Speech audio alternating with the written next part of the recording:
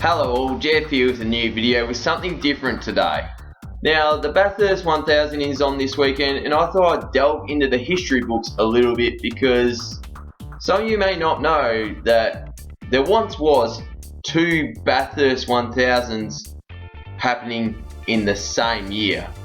Not only that, it happened for 2 years. So basically what happened was the Bathurst 1000 was organised by a consortium agreement between the Bathurst City Council, who basically owned Mount Panorama, the Australian Racing Drivers Club, who was running the race, and that consortium also included a television rights agreement with TV network Channel 7. This was no problem for the Australian Touring Car Championship or V8 Supercars, or simply supercars these days, back in the day.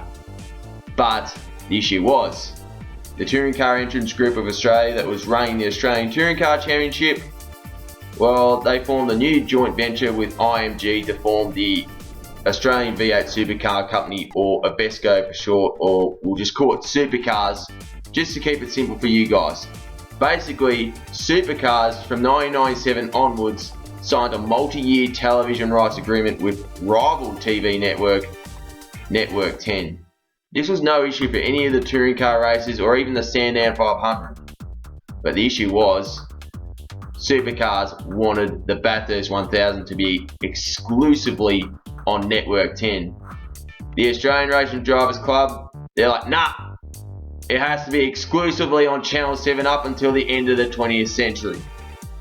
No agreement was made, and all of a sudden Supercars is like, alright, we are not going to come to Bathurst on the traditional first weekend of October.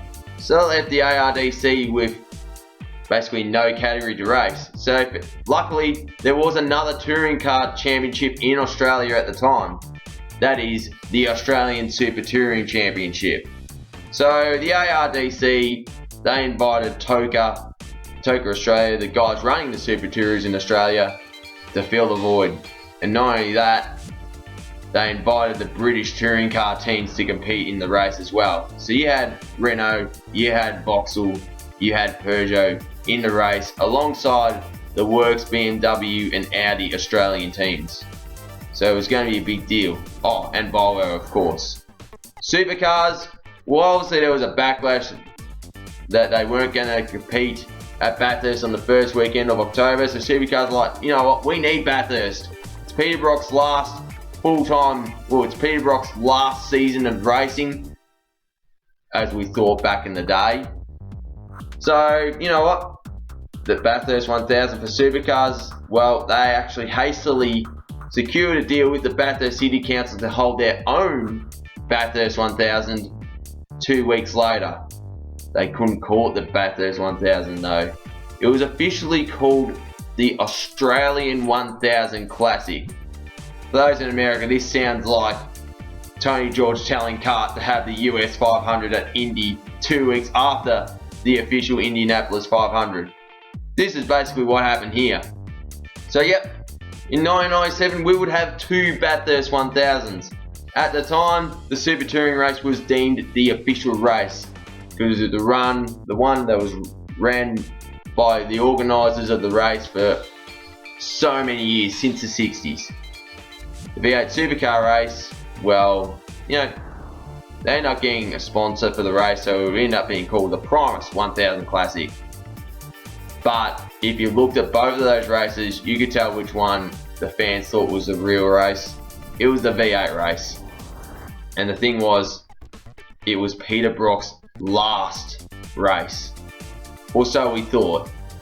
So, we had the AMP Bathurst 1000, the Super Touring race, on the first weekend of October, like it always had been, with the Super Tourers.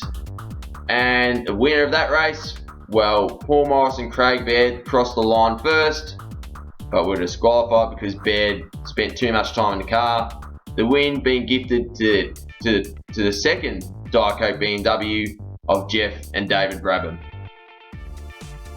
Peter Brock raced in that race in a Vauxhall Vectra because it was the last Bathurst 1000 as in official race for him. But but the fans knew that the V8 Supercar Bathurst 1000 was his last race.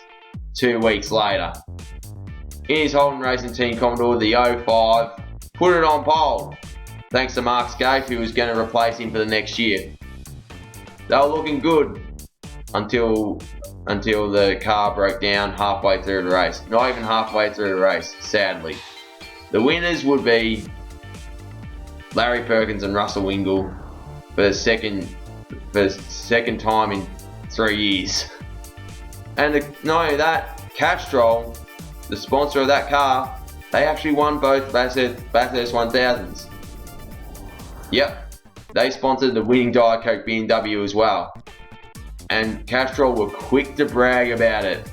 I remember seeing an advertisement in a magazine. It simply said "too good," as in TWO, the number 2 good, because Castrol conquered the mountain twice that year. In 1998, we still had 2 Bathurst 1000s in the same year. So yeah, you know, it's kind of like having 2 24 hours of Le Mans in the same World Endurance Championship season. Granted, the 2018-19 season was what? An 18-20 month season? But you never see that happen in the same calendar year, 2 Le Mans. But 2 Bathurst is happening in the same year, twice. 1998, well, the Super Tourers still had the Bathurst 1000 on the first weekend of October like it always had been. Supercars, they had the Bathurst 1000 in November for a change. Keep in mind, at this time, Bathurst was not part of the championship. So that's interesting. Supercars just wanted every race on 10. I don't blame them for that, but anyway. But the Super Touring Bathurst 1000, well, Rickard Rydell, yep, that Rickard Rydell that won the 1998 British Touring Car Championship, would put the car on pole with a 2-minute 14.8 or 9, something along those lines. It would have put him 15th in the V8 Supercar Bathurst 1000 1 month later, in front of the car that would end up winning the V8 race, believe it or not. That car Rydell would end up winning the AMP Bathurst 1000 of 1998. His co-driver, Jim Richards, his 6th victory. And the thing was, the car in second was a Nissan Primera driven by Stephen Richards, as in Jim Richards' son, and Matt Neal. Yeah, that Matt Neal. Coming second to the Volvo of Rydell and Jim Richards. Yep, Volvo did win the Bathurst 1000, but it was before the V8 Supercar era, believe it or not. Then comes the FIA Bathurst 1000. Guess who won? Jim Richards' son, Stephen Richards. He got the redemption from a month before, winning the race in the Pertec number 4 Falcon with Jason Bright. Yep, the Pertec number 4, you know, the car that made, well, yeah, it's pretty much the same ride that made Marcus Ambrose famous.